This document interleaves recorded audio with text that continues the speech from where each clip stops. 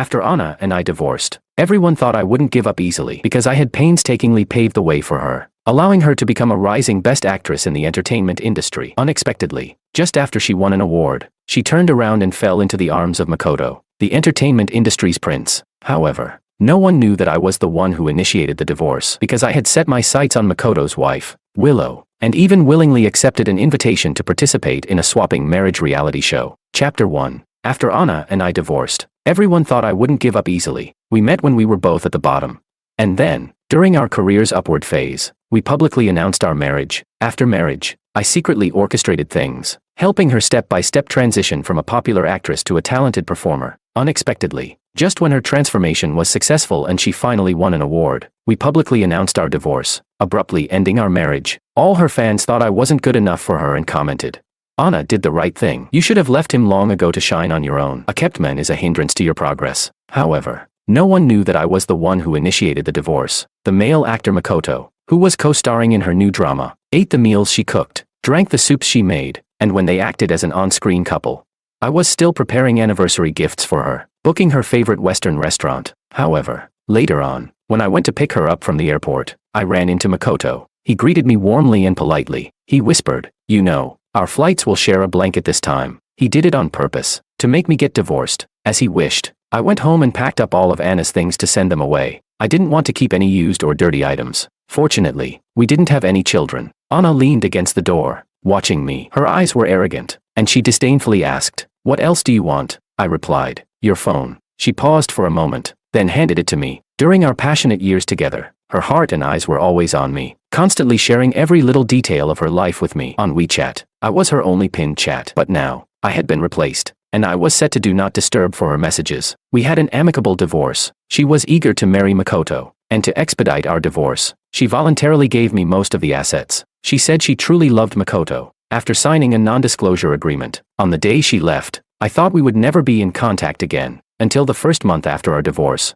She called me again. She said, "Can we meet one more time?" I arrived early, and while passing the lounge, I overheard Anna's manager talking to her. The manager said, "We can't let the fans know you cheated. The drama still needs to air. You're still a top actress after the divorce." While he's stuck at the bottom, waiting to be laughed at, he must be dissatisfied. Just deceive him by saying you want to join a divorce reality show with him. Let him think there's still a chance to reconcile, and he'll do anything to please you. In the end, cut it during the show so the audience thinks he's the villain, and then you can play the victim to establish a devoted image. The manager nudged her and asked, "Are you listening?" Anna crossed her legs, distractedly swiping through her phone, and replied, The manager continued, "You see, as soon as you flirt, he'll come crawling like a dog, grateful and indebted." I curled my lips and headed straight to the conference room. Half an hour later, when Anna casually proposed this idea in the meeting room, I agreed on the spot. I earnestly said, "I'll join the reality show." She looked into my eyes and smiled lightly. "Is it that I can't live without you?" She was too confident and easy to deceive. I lowered my head, looking submissive, and said,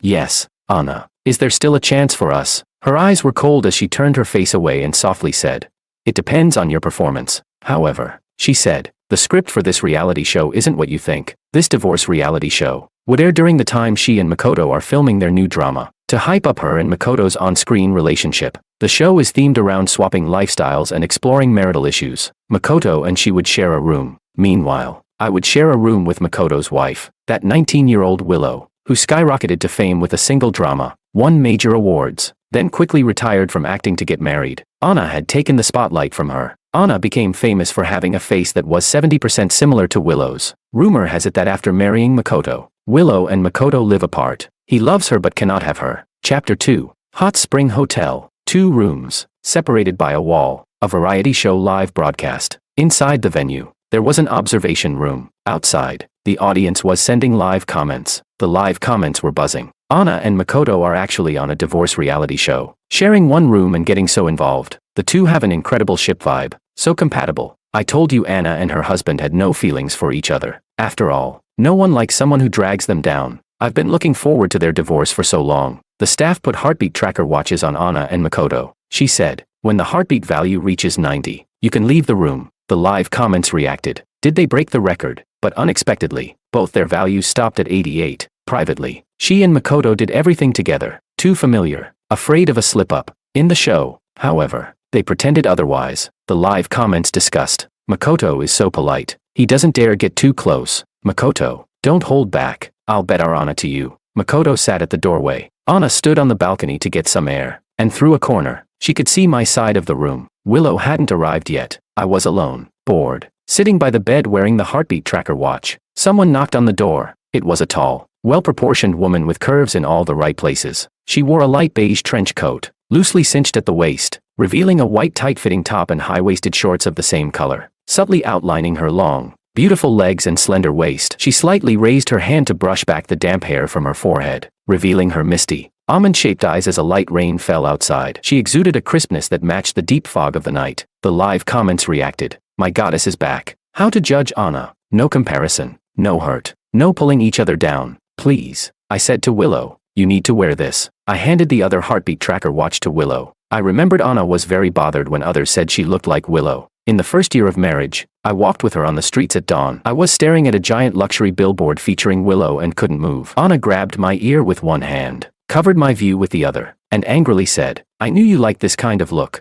Now, in another room, Anna on the balcony, watching clearly, watching Willow walk into the room and close the door behind her. She put on the watch. Anna didn't mind, because since that night, she knew that Willow, whom she was deathly jealous of, was married to Makoto because of a contract. Willow didn't even like Makoto, so how could she like an ordinary, ex-divorced George whom she didn't even like? Anna chuckled lightly, seemingly indifferent, but she was scrutinizing my reaction inch by inch. I said, hello, George. My value stayed at 70 as I extended my hand to Willow. She said, hello, Willow. She shook my hand. A few seconds later, the watch emitted a sharp, piercing beep. Willow's value skyrocketed, but she herself remained as calm as ever. She pressed her lips and said, the watch is broken. I said, Chapter 3. After changing the watch, everything worked fine. Anna and Makoto, after completing several sets of coordinated games, had their heartbeat values exceed 90 and left the room early. As for my side, Willow's heartbeat value remained stubbornly at 20, pathetically low. I asked the staff, if it never exceeds, do we have to spend the night in the room? Willow heard this. Her shoulders were straight, wearing a thin white tank top, her gaze cold and detached. The staff replied, consider it a failed mission. You can leave after an hour. Willow and I were the last to leave. The live comments buzzed. That's such a fail. They had zero chemistry together. Please just send them away. Can't you not watch them? I only want to see Makoto and Anna. The comments were bleak until the live broadcast ended. In the backstage rooms, cameras, lights, and crowded people, Anna stood in a corner, watching Makoto being interviewed, her eyes occasionally scanning over to me. She suddenly asked me, are you excited? Was there a moment when you thought Willow might like you? I was too tired for small talk and was about to turn and leave, but she stopped me. She tilted her head and said, what should we do, George? I'm increasingly convinced that divorcing you is the right choice. Someone walked by, and Anna lowered her eyes, remaining silent. She still looked gentle and serene, yet shattered. It seemed like I was the one who hurt her the most. After Makoto finished the interview, he approached me under everyone's gaze, patted my shoulder, and said, George, he said, with a bracelet on his wrist, cherish Anna. She truly loves you. That bracelet. I had seen it before. On our wedding anniversary last year, Anna was followed by a stalker and got into a minor car accident. She was unharmed. I took her up the mountain to pray for her safety, so I bought her this bracelet. Now, it was in Makoto's hand. Makoto continued in front of the camera. Don't be so stubborn. Don't try to control everything too much. I want the best for both of you more than anyone else. I didn't say a word. Anna didn't know. Makoto didn't know either. In reality, I agreed to participate in this reality show for another vague, unspoken reason. When I asked for that bracelet that day, I wasn't thinking about Anna. Chapter 4. The variety show was recorded on weekends. It focused on the concept of weekend spouses. On weekdays, I picked up an old job, trying to return to my original entertainment company as an agent. My former boss told me, Willow and Makoto are already divorced. She signed a 10-year contract with Makoto's father's company, and now she can finally terminate it. She's restructuring her studio, and I've recommended you to her. I went to the address he provided and saw Willow at the studio. Under the lights, her features were naturally charming, her eyes carrying a subtle allure, indeed, a face perfectly suited for the screen. She was harder to approach than I had imagined. I waited outside for a long time. Eventually, her assistant came out and told me, sorry, Mr. Wong, we can't meet today. On the way back, the car broke down. It was 11 o'clock at night, in the wilderness, and it was raining. I held an umbrella, waiting for a tow truck, watching the cars passing by from afar, like one after another night spirits. None were coming to pick me up. A car's headlights flashed in front of me. The window of a red Ferrari rolled down, and Willow's assistant said to me, Mr. Wong, please get in the car first. Willow was sitting in the back seat, her eyes closed, leaning against the window and sleeping. Her breathing was shallow, her long legs slightly bent. A faint scent of lily of the valley lingered in the air. The same scent from the day she held my hand. The assistant quietly asked, Mr. Wong, I'm going to buy a bottle of water at the gas station ahead. Do you want one? I replied. Call me George. I'll go with you. He waved his hand and said, I'll go. Be right back. He got out of the car, and once the door closed, it was just Willow and me inside. No one else. No cameras. The car's headlights flickered, and the interior was dimly lit, though separated by a row of seats. Her breathing was so close it felt like it was right beside my ear. I stared out the window at the nearby supermarket glowing with blue light, watching the assistant lingering by a shelf. I remembered once walking through a supermarket and seeing Makoto's advertisement. I had said to Anna, isn't that the male lead for your next drama? He looks pretty good. She had rolled her eyes and said, what's that? He's so fake, has a bad temper, and loves to act high and mighty, looking down on everyone because he's a rich second generation. I didn't know. This pretentious person made her refuse to come home time and again. Later, I learned from others that Makoto was her first love. They broke up when she couldn't make it big. She couldn't forget him. But back then, in the supermarket, she had smoothly changed the subject and asked me, brother, have you ever dated anyone before me? I replied, no, at least, that's what I told her publicly. In the car, someone was kicking my leg, a pair of long legs extended from the back seat, the toes of high heels lightly sliding over my calf. It wasn't accidental, it was deliberate, playful, rhythmically giving gentle kicks. I pushed her foot aside, neither speaking nor turning around, maintaining the same posture as before, as if nothing had happened. She whispered softly, George. She spoke up, perhaps just waking up, with a bit of a lazy, soft tone, like an unintentional murmur. She said, long time no see, after all these years. Why does she still like to call my name that way? Just like in that small, stuffy rental apartment, I repeatedly drowned in the enchanting, uncontrollable embrace of her mesmerizing tenderness. Chapter 5. After that day, Willow and I didn't keep in touch, until another weekend arrived. The variety show adopted a rotation system. This weekend, the original couple pairing would return, Makoto said. Director. His tone was very sincere, looking out for the show's best interests. He continued, the audience's preference for Anna and me is too high. If we switch back now, you'll get criticized by the viewers. The director pondered for a few seconds and said, but, Makoto turned around and asked, Anna, what do you think? In front of me, he asked Anna, who are you choosing tonight? He had been waiting for this moment for a long time. A fleeting look of pride and arrogance flashed across his face. Anna understood his meaning. She deliberately glanced at my face, snorted lightly, and said, do I need to choose? The audience doesn't want to see him. Makoto got the answer he wanted and then looked at me with a smile, saying, George, would you mind if I borrow Anna for a few more days? We're doing this for the audience. If you've never been an actor, you wouldn't understand. But for actors, the audience's approval is the most important thing. You need to think about the bigger picture. I interrupted firmly. All right. My tone was decisive. Anna looked up at me upon hearing this. They both thought I was going to lose my temper. This way, my reaction could be edited into additional scenes, highlighting Makoto's kindness and Anna's grievance. But they didn't expect me to be so agreeable. Makoto, who had painstakingly memorized his lines earlier, found himself with nowhere to say them. After a long pause, he dryly said, that's good. Don't back out. I said, let's keep it this way from now on. He looked slightly stiff. Then he smiled again and whispered, do you want Anna to get jealous? Who doesn't know you joined the show to win her back? What should we do? Not only is she not jealous, but you can only watch her enter my room helplessly. At that moment, the director's team made an announcement. They decided to continue last week's setup. Before leaving, Anna teased Makoto, asking, aren't you afraid of him and Willow sharing a room? Mentioning Willow's name made Makoto react strongly. He seemed to hear some enormous joke. He disdainfully said, have you never seen who she likes? Someone like him, a loser. Even after being locked up together for a year, she can't stand him. The two exchanged glances and shared a knowing smile. In front of me, Anna took Makoto's coat and put it on herself. She said, George, if you want to win me back, these tactics aren't enough. She wanted to provoke me, make me get angry in public so that she could naturally become the victim. Anna and Makoto were taken to a luxurious villa. This was the reward for last week's highest heartbeat value pairing. Makoto posted a Weibo update about a candlelit dinner. The live comments buzzed nonstop. I saw all these while scrolling my phone in the show's van. The car was heading towards the old town. The live comments read, if their heartbeat values don't go up tonight, they're going to be eliminated. Right. Willow won't be eliminated because of her star power, but they should switch partners. Boring. Why did Willow take on this kind of show? The weirder it is, the more I like watching it. I have a feeling something's going to happen. Is that comment from upstairs crazy? If there was any real excitement, I'd be doing a handstand and taking a dump. I put my phone away and asked the staff, where are Willow and I staying tonight?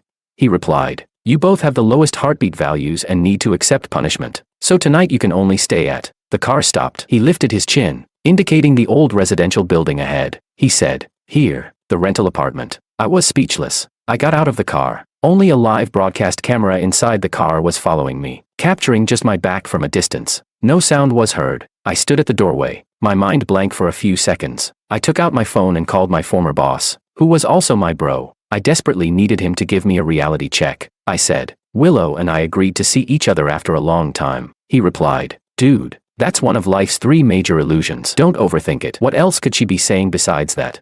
As I expected from my brother. He continued, to put it bluntly, who doesn't have an ex? She has so many choices. Why would she choose a divorced guy like you? Just because of those few months you depended on each other? Honestly, that was the lowest point in her life. The worst days she could remember. Who would miss that?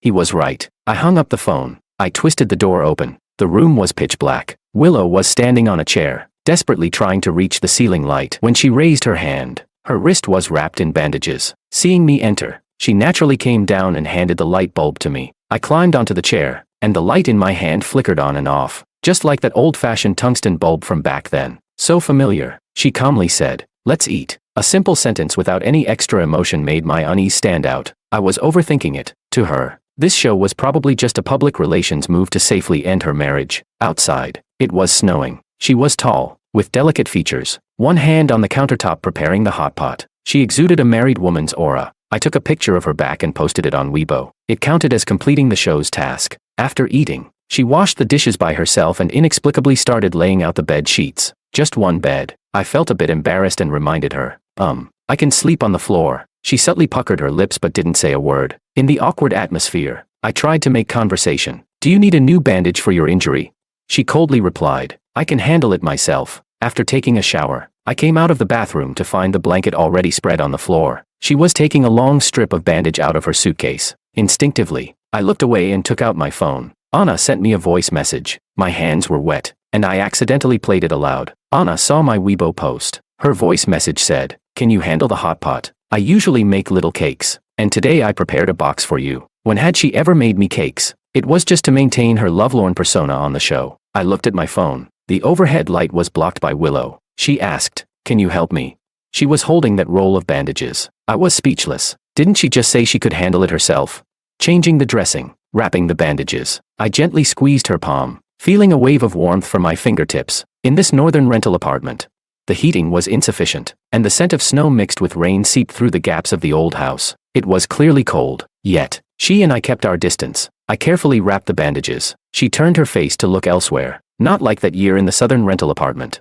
Stifling heat with no sunlight, clearly hot, but time and again, it felt like there was no tomorrow, recklessly possessing each other. With a click, the tungsten bulb lit up. At this moment, she and I stood under the light. In that year of extreme poverty and despair, we couldn't even afford to replace a single bulb. We used it as long as it worked. That old-fashioned tungsten bulb was repaired again and again, always flickering in the middle of the night. Back then, 18-year-old Willow said to me, when it flickers, I'm thinking of you, tonight.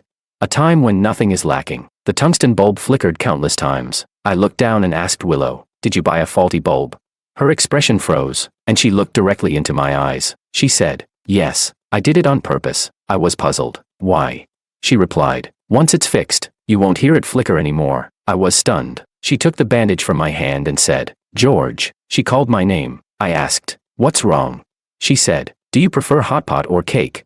People always need to honestly answer questions about food. I replied, hot pot. Chapter 6. The live comments were abuzz. This awkward, overly cautious vibe feels off. Oh my god. George turned off the lights. What can my esteemed VIP members not watch? In reality, nothing had happened. Willow was lying on the bed. Meanwhile, I was lying on the floor, staring at the other end of the bed, unable to sleep, because her bed was too noisy. Every little movement creaked and groaned. In the past, Willow had complained to me about this, but while voicing her complaints, she would add a worn-out remark. She said, George, don't hold back. When we were young, we were inseparable day and night. Now, she gently turned over, and with a creak, I remembered the incident. It wasn't just me who remembered. Willow pulled back the blanket, wearing a thin camisole, and got up to go outside. In the deep neon-lit night, she quietly gazed into the distance. Not far away, car lights flashed by. Willow and Anna, who had come out of the car, briefly made eye contact.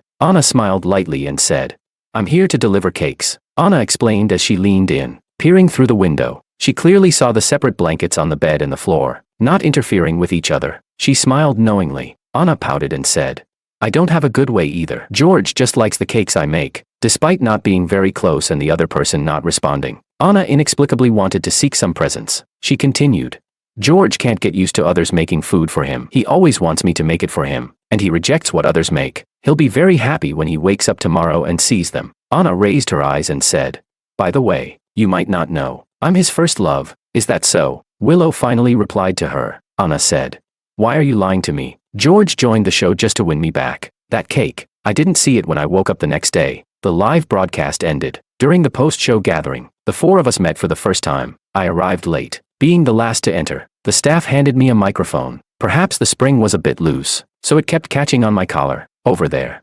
Makoto and Anna were pulling out question cards. I flicked the microphone a couple of times. The microphone actually fell directly to the ground. Willow picked it up. I said, "Thank you." I wanted to take it from Willow's hand, but she didn't let go. Instead, she leaned closer, tiptoed, and helped me clip it onto my collar. A second later, she took a band-aid from her pocket. I was speechless. A familiar children's band-aid, covered with cartoon oranges. Every time I got injured before, she would force me to wear this conspicuously. As she stuck the microphone on, she adjusted it effortlessly. This wasn't an overly intimate gesture, just colleagues looking out for each other. After all, there were cameras and people around. She said, "It stuck." The wires were tangled together. She had to move a bit forward. Over there, Anna's voice came through. Her peripheral vision scanned me and Willow. A very normal action. If Willow hadn't subconsciously brushed against my chest, her scent was too familiar. She used the same shampoo without changing. Even after all these years, the scene suddenly fell silent. Anna abruptly stood up. Willow withdrew her hand and politely said to me, "Sorry, I accidentally brushed against you." The host realized and saved the moment by saying, "It happens often. Let's continue with the questions." After all, it was just a momentary touch and then moving away. Anna didn't even have time to clearly see. It should have been just an accident. She sat back down. Question and answer game. When it was my turn to draw a card, I drew the first love card. The host asked me, "Is your first love your favorite?" Anna rested her chin on one hand, looking at me. Everyone's eyes wandered between me and Anna. Everyone thought my first love was her. I replied, "Yes." Upon hearing my answer, Anna sat up straight, couldn't help but glance towards Willow with a hint of pride. But the other person was distracted. Willow turned her face, looking out the window at the falling snow. My reflection was mirrored in the window. The host then said, "Same question. Please Willow answer." She and I were a pair. The question on the card was the same. Makoto wasn't her first love. No one knew who that person was. She pressed her lips together and said, "He hates me. He really hates me." Willow's tone was extremely soft. So soft that her trailing tone carried an unheard of sense of grievance. Everyone present perked up, ears tuned to gossip. The host asked her, "Why does he hold such a grudge? What did he do?" She turned her head, elongating her tone. "For example, marrying someone else but saying his true love is someone like me." Disjointed and incoherent. No one understood, but Anna couldn't help but slightly furrow her brows. The host flipped the last card. She asked, "George, what would you like to say to your first love now?" 100 safe responses floated to my mind, but I blurted out, "I hope she doesn't hate me too much." Very reasonable. Everyone present could understand. They all thought I wanted to rekindle things with Anna. Anna was even more proud, raising her eyebrow to tease me, not intending to give me any leeway. Until the same question, Willow answered, "I just lied to him earlier. I don't hate him." Anna began to realize something was off. Chapter 7. Sunday night. In today's live broadcast, both groups had to return to the original Hot Spring Hotel. To create more topics, the production team had all four of us squeezed into the same car. The live comments were still mainly discussing Anna and Makoto, but the direction was subtly shifting. The live comments read, "Think about it carefully. If you weren't as blind as Anna, you would choose to join us." Jumping right in front of the main couple, Anna is still happily counting her money. Someone countered, "It's just a coincidence." Willow and George never interacted before. The discussions between Willow and me had increased significantly. Some enthusiastic fans even created a shipping hashtag for Willow and me. So, before getting into the car, the host secretly handed me a mission slip. She said, "Open it once you're in the car. Only you can see it." Makoto was driving the car, equipped with cameras inside. Anna naturally sat in the passenger seat. Makoto looked helpless, purposely turning his head to gauge my reaction. He said, "Hey, Your wife gets carsick easily. She'll sit in the passenger seat. You don't mind, do you? Anna also turned her head, trying to see how I would react, hoping I'd get upset and then step forward to play the innocent, aggrieved girl to apologize. But instead, I ignored her completely and sat in the back seat with Willow. When the traffic light turned red, both Makoto and Anna glanced through the rearview mirror towards the back seat. Anna looked at me. Makoto was looking at Willow. Meanwhile, Willow and I sat at opposite ends of the seat, maintaining the greatest distance possible. As the traffic light turned green, Makoto said, "George." He took Anna's hand and showed me the new ring on her finger. It was the one Makoto had given her last night. In front of the cameras, he said, "Don't get the wrong idea. This ring represents the ship between our characters in the show. I showed it to you to prevent you from overthinking. But you probably can't understand the love Anna and I have for our roles, right? After all, among the four of us, you're the only one who's not an actor and has no career ambitions." He spoke incessantly, trying to see a hint of jealousy or resentment on my face. He was speaking both to me and to Willow. Unfortunately, Willow was asleep as soon as she got into the car. I kept my head down, staring at the small mission slip, my mind blank. It read, "Hold Willow's hand without being noticed by the other group." Earlier that morning on the highway, it was wide with few cars, on both sides. Tropical plants stretched out like a sea of green. Bright and gentle winter sunlight bathed half of the car. Everywhere was under the sunlight. The navigation system alerted. Ahead. Enter the tunnel. I glanced sideways. Willow had her eyes closed, her fair and delicate hands dangling in the air. Hold her hand. She probably wouldn't notice. Darkness enveloped us, with only the tunnel lights flickering by. I mustered up the courage. I reached out to touch her hand. She was supposed to be asleep, so she took a shallow breath and moved her hand away. Did she notice? I sighed, wanting to retract my hand but fearing it was too obvious, so I placed it in the middle of the leather seat. Makoto continued taunting. "George, don't you think the one who's being cheated on in the marriage also has some faults? If he can't keep his wife, don't blame others for stealing her away." The tunnel was so short that my hand hadn't even time to withdraw. The car was already back in the sunlight. I turned my face, ready to pull my hand back, but in that instant, I was gently pulled back, soft and delicate. In the next second, our fingers intertwined. Old-fashioned love songs played on the car radio. They sang in an upbeat tone about a man who discovers his wife is cheating, getting up early, leaving his lazy wife at home, and flying away, waiting for his wife to wake up and realize he's already gone. The song kept repeating one line. She should realize it soon, right? She should realize it soon, right? She should realize it soon, right? 5 seconds before the song ended, Anna, sitting in the passenger seat, annoyed by my lack of response to Makoto, said through the rearview mirror, "So some people deserve to be betrayed." She was too focused on my facial expressions to notice the tightly clasped hands in the back seat leather. I forgot. Willow is a possessive, Yandere girl. We can't hold hands in the dark, but we need to hold hands. Only under the sunlight. Chapter 8. The third season's weekend live broadcast was an outdoor shoot. The Hot Spring Hotel was located in another neighboring city with a long winter coastline. The host sat on the bus, going through the process flow. Today I just found out that Willow and George grew up in the same place. The theme for this episode was returning to the city where Willow studied. Previously, no one thought we would have any connection. Anna in the front row furrowed her brows slightly, her gaze fixed on me sitting at the other end. Willow shook her head and said, "No, I was just studying here temporarily." Willow had a difficult childhood, which was well known in the industry. An abusive stepfather and a gambling mother. These were points of attack by detractors before. Anna looked down on Willow's background, her tone icy and ambiguous. "I didn't know your life was like this. Seriously, what do you have to show off about?" Anna's tone was very dissatisfied because she had disliked Willow for a long time. She always believed that Willow's ability to win awards was because she met Makoto's father when she was 19, an entertainment mogul within the industry. He almost changed Willow's life trajectory. Now, with Willow and Makoto divorced and no longer contracted with the company, she was a completely resourceless person, and those resources would now belong to Anna. No one in the car dared to respond. I spoke calmly.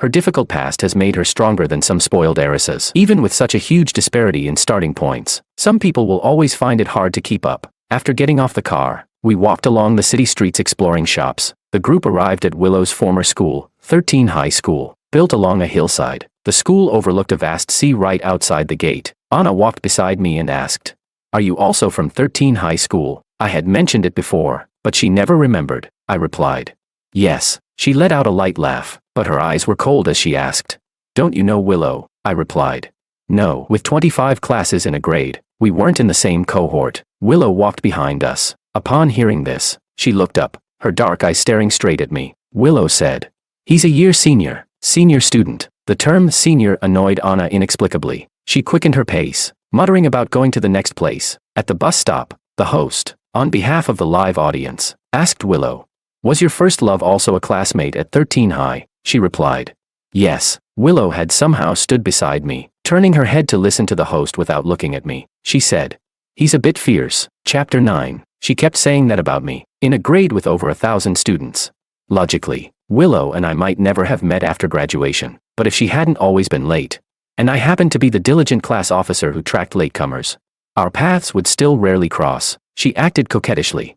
"Can you not remember my name?" 16-year-old Willow, slender and pure, looked up at me with an expression full of grievance. I replied sternly, "No." She said she was late because she went to watch an important free underground film festival earlier. Those useless arts things parents often talk about. No money made, no food earned. She pressed her lips and said, Her tone was so obedient that I thought she was about to register for class. However, in the next second, she turned around with her backpack and ran, running while looking back. Her clean, watery eyes carried a hint of mischief. She said, "Senior, since we're both late, why don't I go watch a bit longer?" I disliked anyone who didn't follow the rules, David said. "George, look, high schooler Willow has been confessed to again." At that time, my former restroom buddy, now my boss and brother, was lying on the corridor, watching the influential figure under the school corner tree. I replied coldly, "I don't like disobedient people." To my surprise, Willow actually heard me. How did she have such good hearing? Her bright eyes glanced my way. We were supposed to have no connection. Until that day, someone followed me home. I told my mother, but she was busy divorcing my father. After listening, she turned her head and only said to me, "If I divorce your father." Her face showed extreme, cold sorrow. "I only want your sister." My sister was likable. She had an early romance with a social youth, didn't want to date anymore, and found someone even more handsome, but she didn't want to be the bad person. Turning her head innocently to the person, she said, "My brother doesn't approve of us being together." That social youth was the person who stalked me. He found my number and messaged me. He said, "I know which class you're in. Wait for me. Even if you stay in detention for a few days, I'll make your pathetic mother shed some blood." On my way home, dark figures kept following me. They could do anything. In the alley behind 13 High School. Night snow. The sound of footsteps grew denser and closer. I clenched the compass in my hand, stood still, and tried to calm my nerves. At that tense moment, a female voice rang out. "I've already called the police. I said you guys were harassing and stalking me and taking photos secretly. They only intended to give me a lesson, but didn't expect to get arrested." Under the strong deterrence, they were scared off. On my way home, she followed me from behind. She cautiously said, "Senior, actually, I'm very, very scared." I was terrified just now, pretending to be brave. She acted more like it than anyone else. I felt guilty and said, "I'm sorry, I dragged you into this." She walked up to me and stopped. Shadows blocked the glow of the streetlights. She shook her head and said, "No." Her voice was clean and melodious. She said, "I mean, I'm the kind of person who is very obedient and well-behaved." I believed her. Those pure eyes looked at me without any impurities. If it weren't for the next day when I saw her taking a group of delinquents to teach those social youths a lesson. And then she was late again, recklessly registering the name Yue on my notebook. In my second year of college, I was studying in the provincial capital. My sister called me. She said, "Mom still doesn't want to see you. Who told you to look like Dad?" I asked her, "What are you trying to say?" She let out a sly laugh. She said, "Do you have the phone number of that pretty girl Willow from your high school? My boyfriend really likes her. Can you help me contact her?" Because of blood ties, I was always reluctant to completely cut things off, but that day, I blocked her contact information. For decades, until I got married and divorced, I never contacted her again. At that time, Willow had just finished her college entrance exams. We hadn't been in touch for 3 years. Completely strangers. Chapter 10. The third season received a good response, so the production team decided that the fourth episode would visit my city. However, this would repeat what was done in the previous episode. The host asked, "Where did you attend university?" The production team decided to go there and take a look. I replied, "South City." As soon as I finished speaking, the staff were surprised and asked,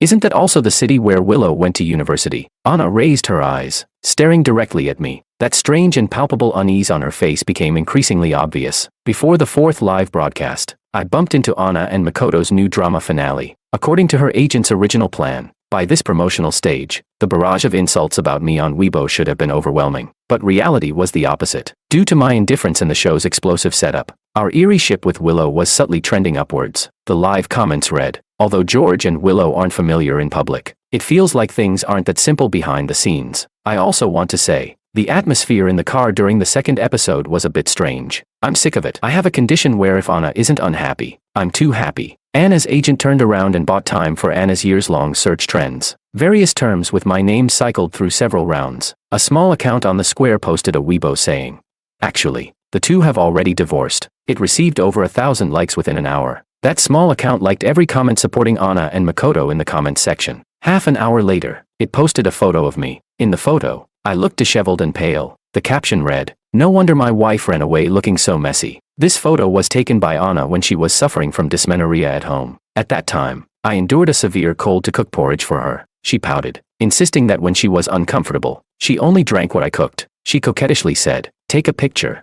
I didn't like taking photos, but she insisted on documenting her husband's kindness to post on her moments. So she dragged me to take it. Later, when collecting divorce evidence and going through her phone, I discovered that photo. She immediately posted it to Makoto. She said, "He's so greasy. I can't stand it." Underneath that photo, the comments weren't as the small account had anticipated. Some rational netizens began to scold him.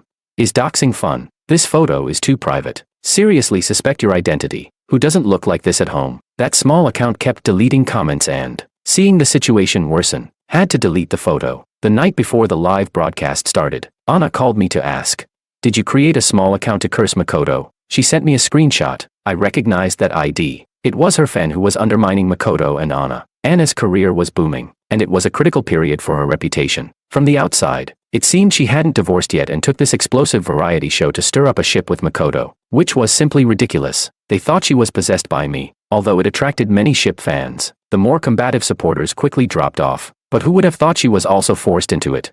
Taking this show was just to whitewash her infidelity and dump the dirty water onto me, I calmly said.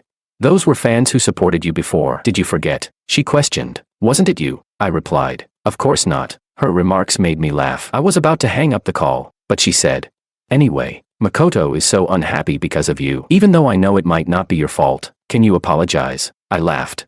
"Anna, are you mad that Makoto is unhappy? Or mad that your supportive fans are leaving?" She was hit by my words and her tone became much calmer. She sarcastically said, "Do you really believe those netizens' ghost stories about you and Willow?" She snorted coldly and continued, "Why don't you go like Willow? Stop liking me. You're too exhausted." In the past, I would have shown weakness at this point, but now, I blurted out, "All right," she coldly said.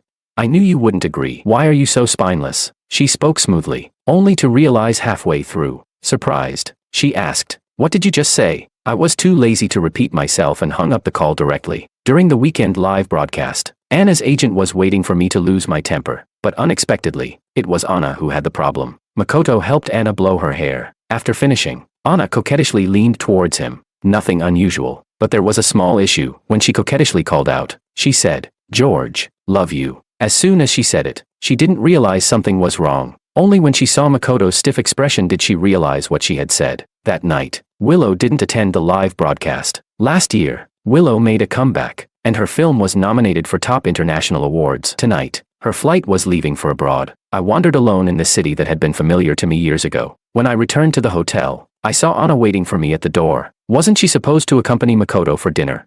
The production team said Anna had voluntarily requested to switch back to the original couple pairing. The host said to me, "The show was originally set up this way, just for tonight." Hotel suite. I checked the positions of all the cameras around. Anna entered the room, with a cold and detached expression.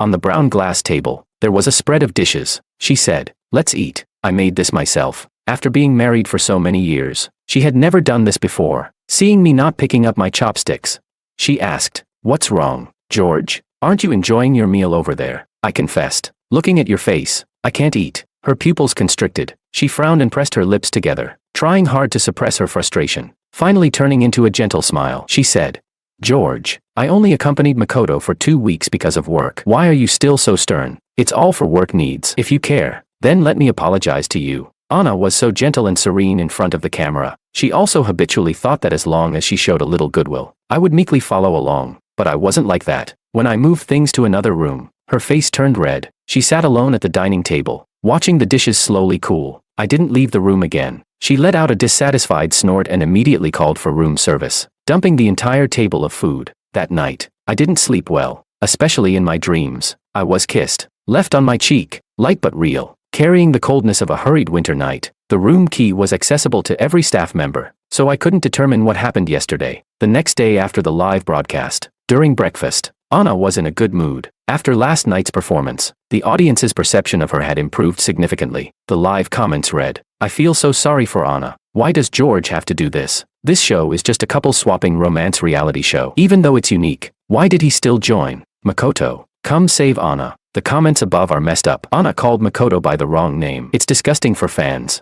And she's still trying to maintain her lovelorn persona. How hard is it to talk about liking or not liking someone after a divorce? Rumor has it, they're already divorced. Anna's agent told her that the initial hype was sufficient and that they would likely announce her and my divorce in the next episode. Taking me out for a stroll, she would perform once more as the heartbroken woman betrayed by her husband. In the final episode, Makoto would heal her, spreading some sweetness. The two of them would then be perfectly whitewashed. Anna's agent warned her. This episode is crucial, no matter what happens. Don't throw a tantrum. She sipped her coffee, her eyes fixed on me, confident of victory and indifferent. She replied, "Whatever happens." After hanging up the call, she knew I heard everything clearly, but she was sure that even if I knew, I couldn't stir up any trouble. After all, I had signed a confidentiality agreement and received a huge compensation. She asked, "Does it make you sad?" With a disdainful look in her eyes, she said, "No matter what, you can't surpass Makoto, nor can you win me." Her lips parted and closed while she kept talking. I looked at her, not listening with my ears. Only when she paused her coffee, I asked, "Last night, was it you who kissed me?" The room door was open, and staff members were coming and going with various equipment. She instinctively replied, "Why would I kiss you?" She frowned, realizing something was wrong. The room suddenly fell silent. The outside staff's idle chatter became exceptionally clear. They discussed, "Why do you have milk tea?" Another replied, "At 5 a.m. Willow delivered breakfast and desserts to all the staff." "Didn't you get any?" he said. "I went to take a dump and missed out on $1 billion. Another comforted, "Here, have mine." "Don't be upset." That person asked, "Why did she come back? Wasn't she supposed to go to the film festival?" Another replied, "She said she had something important to do before leaving. So she flew from Beijing and then abroad again. She must be exhausted." That person added, "Yeah, heard she's also running a fever." "Who kissed me?" I could guess. Anna could too, but she didn't believe it. She closed the door and chose not to listen. Yet she didn't turn around. She coldly said, "Sounds like a lie." She leaned over and pointed at me, scolding. "You knew she came back last night and intentionally lied about someone kissing you. Are you ashamed? George, did you do this to make me angry? Did you really think she could like you? If..." She kept pointing at my chest, saying, "If she really fell for you because I took her husband, it's just her revenge for being hurt. Do you understand?" After finishing, she grabbed her water cup and poured it over my head. She said, "You clown, why are you trying to show off? Are you running around being someone's dog? But it makes sense. It's your usual style. If you didn't do this, who would like you?" I listened calmly as she spoke. The next second, I grabbed the long brochure on the coffee table and tightly rolled it up, whipping it at her incessant mouth, with a crisp slap sound. She was stunned, and a drop of blood quickly appeared at the corner of her mouth. She stared blankly at me and said, How could you?" Outside, the host was knocking on the door. She said, "Anna, we found something." Panicked, she wiped the blood from her lips and said, "Wait a moment." Ignoring the pain, she stuffed the stained paper into the trash can. She opened the door. The host was startled and asked her what happened. She replied, "Nothing. I just bumped into something." She asked the host what he was holding in his hand. Only then did the host see me inside the room, calmly picking up the brochure and politely placing it back on the coffee table, not to cause unnecessary trouble for the staff. The host stammered. Anna, already irritated from the pain and annoyed, grabbed the paper and looked at it herself. It was an extremely ordinary registration form, very old, just a photocopy. It recorded the monthly rent status of a certain rental apartment. The tenant was my name, 800 yuan. Everyone who paid rent had to confirm with their own handwritten signatures. But that signature, at that moment, separated by a flight distance of more than 10 hours to the red carpet of the film festival. The handwriting on the backdrop was identical to it. Willow, Chapter 11, South City, long and humid summer. During the summer vacation of my second year in college, I met Willow. I was working part-time at a tutoring center downstairs, while she was modeling upstairs. We knew each other but never greeted. After all, how familiar can people be who hadn't been in contact for 3 years?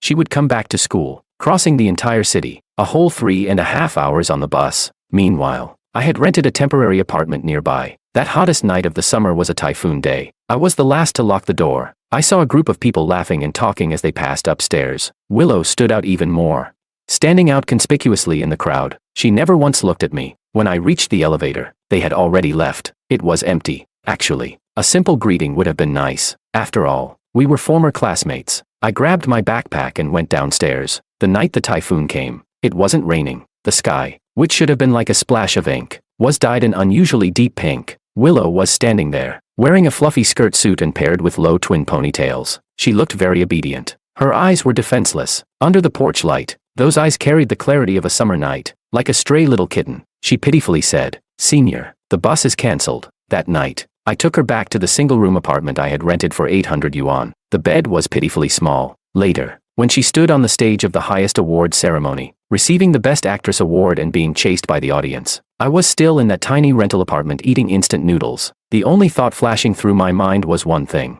Her first time at 19, cramped on my small bed. She truly felt wronged. I didn't understand. Many media descriptions of her were that of a cold goddess, arrogant and unruly, but in my memory, that summer she was always obedient. She was so well behaved, doing all the housework, cooking 3 meals a day, always calling me senior, only in bed, incredibly charming, whispering in her throat, "George," crossing boundaries. No matter how I spoke, she didn't listen. Later, I realized her talent was entirely in her acting skills, and the modeling agency upstairs where I worked didn't actually exist. 3.5 hours. Just to see me. Chapter 12. Anna wasn't angry, but she seemed to have been drained of all emotions, recognizing a fact within seconds. My first love wasn't her. It was a woman who resembled her 7/10, a woman she wanted to take but couldn't. Someone who won an award at 19. Since the day she debuted, Anna had been treated as her substitute. Anna crumpled the paper in her palm, saying nothing more. She coldly said, "What's the big deal? It's something from hundreds of years ago. What does it represent?" She turned to leave without even looking at me, but at the doorway, she suddenly fainted to the ground. As Anna's agent had hoped, she looked terrible in this episode. Everyone thought she was heartbroken and hospitalized for love. It immediately trended on the hot lists. When Anna woke up, I was in the hotel tidying up. She looked around the hospital bed but didn't see me. She instinctively asked Makoto, who had been guarding her, "Where is my husband?" Makoto, angry and trembling, slapped her several times. The variety show paused indefinitely. Makoto came to find me once. He had already gotten her. Yet he kept trying to show his presence in front of me multiple times, as if he needed my involvement. Only then would his and her love have an anchor point. She began to get tired of his dullness. He also started to can't stand her antics. It was becoming more and more like how Anna and I were at that time. As the passion faded, they would face the same problems I did. Now, he sat in front of me, emotionally overreacted, leaving only a cold gaze and slightly trembling hands. He asked me, "George, why do you never get angry?" I didn't answer him and stood up to leave. He laughed. He said, "Let me tell you a secret. Marrying Willow was a lie he concocted. He thought he could eventually warm up Willow's icy heart. After all, she had been saved from that 800 yuan rental apartment by his father's help.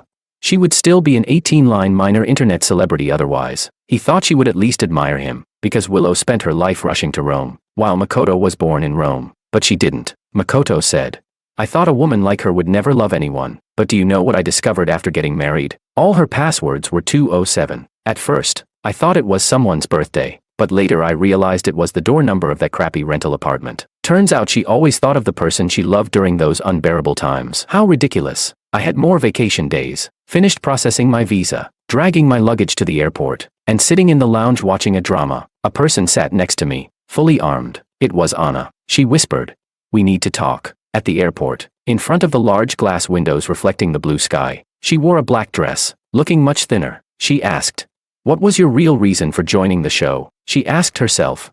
Was it not to win me back, but to see her? Right. Even getting married to me was just because I looked like her. Right. I didn't speak. Counting the boarding time, she bit her lip.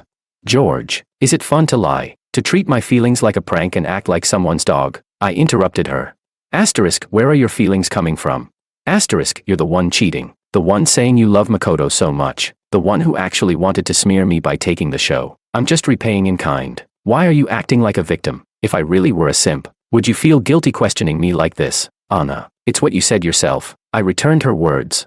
Some people deserve to be betrayed. Time was up, and I turned to board the flight. When my phone was off, I received a text from Anna. She said, "I will destroy both of you." Chapter 13. Understanding pain only when you hurt yourself. Anna always believed this. If Willow's and my reputations were ruined, I would go back to find her. But Anna couldn't tell whether this impending revenge was because of my departure, or because over the years, people in the industry always mention Willow whenever they see her. The desire to destroy, suppressed for too long, was stronger than ever. She had this divorce reality show completely re-edited from start to finish, producing a full-length live broadcast on the day it was released.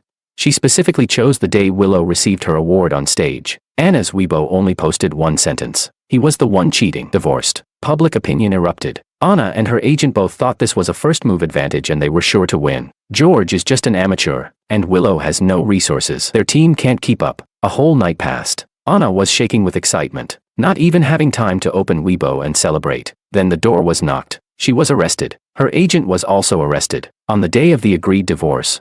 She thought I was so sad that I couldn't control myself. Looking at her phone, she thought I was only trying to confirm whether she had ever loved me, but little did she know. I was gathering evidence. The day Makoto approached me on the plane. The plane landed. I was the first to call my brother. I said, I've always suspected that Anna and her team were evading taxes. My brother taught me how to collect evidence and how to report them. Later, he reminded me. The process of gathering evidence is long. You better play the full role. Isn't she asking you to participate in that stupid variety show? Just go and play along with her. Lower her guard. I went. My original intention was revenge. Meeting Willow was an unexpected event. The full version of the live broadcast that Anna posted that day was repeatedly analyzed by uploaders on a certain platform. After the smart brains of netizens and various marketing accounts trolling efforts, they finally discovered that it was Anna and Makoto who were cheating. Dates, times, and locations matched one by one, and my reunion with Willow happened after both of us had divorced. A purely low-probability coincidence. The day the plane landed abroad, I sneaked backstage using the work ID Willow's assistant gave me. The celebration banquet had already begun. A close friend got excited and asked Willow, "Do you dare to make a bet?" The music was blasting, and she covered her ears, asking, "What are we betting on?" The other party leaned close to her ear and whispered something softly. She nodded and said, "I bet." She lost the bet and accepted the punishment. Being surrounded and patted on the head by her friends. A purple-toned evening party. Gold leaf falling from the sky. Willow walked towards the light. Her eyes were veiled with a faint layer of tears. Her friend teased her. "No, sis. You were acting so fiercely during filming when Ma stepped on you and you went to the hospital without saying a word. Now, you get patted on the head and your eyes turn red. What are you acting for?" Willow turned her head and replied, "Mind your own business." Someone raised an eyebrow and pointed to me standing at the door, telling her friends, "The one who's going to care has arrived. You better act more." Willow pushed them away. Amidst the crowd, we locked eyes, and she walked towards me. I asked, "What did you bet on earlier, and how did you lose it?" She replied, "They said, let's bet on whether I can see the person I love the most tomorrow. I said I can't, so I lost." She walked up to me, snuggled into my arms, and said, "Today, I will see him." Chapter 14. You say she was so obedient. Many years later, when David heard me describe Willow this way, he laughed for at least 10 minutes. He said, "Bro, how is that possible?" He continued, "If Willow were just a delicate flower, she wouldn't have made it this far." The kind of family downfall talked about online. A joke to others, but a harsh reality for Willow. She was truly born to her mother in a public restroom. She didn't know who her biological father was. She stayed with her mother. By 7, she had learned how to buy groceries and cook, watching her mother get drunk, watching her mother being beaten by men again and again, yet unable to leave. When she was young, every time, she would apply medicine to her mother's wounds, curling up beside her, warming her hands. She loved her, unconditionally, because she was her mother. It wasn't until high school that she realized her mother had been destroying other people's families all along. She followed the traces, from school to someone's home. She didn't dare to approach. Inside, the woman was endlessly hysterical, while the men remained cold and abusive. The little girl squatting on the stone steps outside could only draw aimlessly in the sand, trying to make herself invisible. At that moment, Willow wished she could take her mother's place and die, just like later, when Makoto's father gave her the opportunity to become famous, signing her for 10 years, the most precious 10 years of her acting career. All the wealth she created, not a single penny stayed with her. It all went into Makoto's father's pocket. She couldn't leave, working day and night to make money, with compensation reaching billions. She would never be able to repay it in her lifetime. No one knew how much she suffered. In her most painful year, she thought about ending it all. After all, from birth to death, she was constantly atoning for her sins. In her room, in the cramped old flip phone, she dialed countless numbers. 207. Too painful, she thought. As long as I didn't want him anymore, she would just die. But there was no such time. Every moment, she thought of him. That year, when Makoto's pursuit of her dominated the trending searches, I thought she would never come back to find me again. By a twist of fate, I married Anna. After all, I needed a stage to showcase my talents. I didn't want to stay alone in that 800 yuan rental apartment. A year later, Willow saw the announcement of my marriage trending as well. At that time, Makoto's father was critically ill. That man who had been both a benefactor and a tormentor to her, after being tormented repeatedly by illness, agreed to let Willow go. He said, "As long as you marry Makoto and help Makoto acquire equity, you can get a divorce, and I'll let you go." She agreed, married, divorced, and then left. Makoto wanted her to appear on a variety show. She saw my name. That night, she braved the rain to come. The Hot Spring Hotel, after a long separation, holding the heartbeat detecting watch, the first thing I said to her was, "You need to wear this." Willow thought. What to do? I can't deceive him. She didn't know. How far must familial bonds be repaid to achieve liberation? She didn't know. How long must favors be repaid to be clean? In this world, there is no unconditional love, she thought. But George only cares about her happiness. Chapter 15. That year, praying on the mountain, I closed my eyes. A vague, unspoken wish. May Willow be happy. May everyone be able to meet the person they want to see, no matter how many years pass.